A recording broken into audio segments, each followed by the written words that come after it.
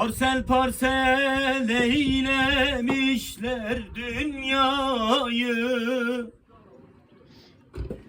Bir dikili taştan gayrı nem kaldı. Dost köyümden ayağımı kestiler.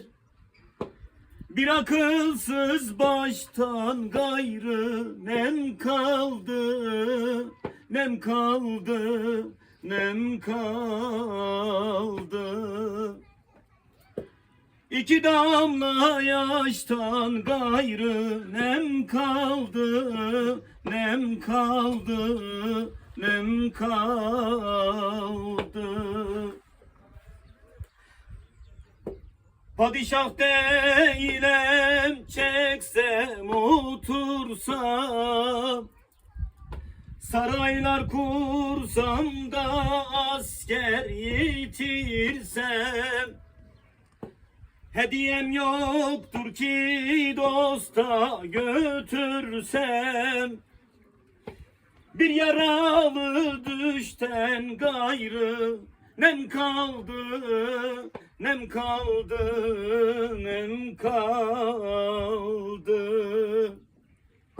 İki damla yaştan gayrı nem kaldı zalim, nem kaldı hayın, nem kaldı.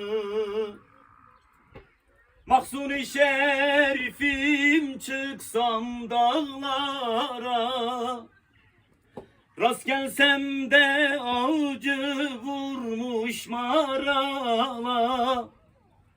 Doldur tüfeğini beni yarala.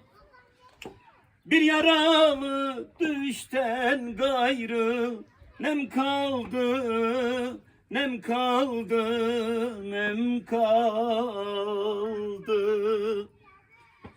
İki damla yaştan gayrı nem kaldı zalim, nem kaldı hayın, nem kaldı.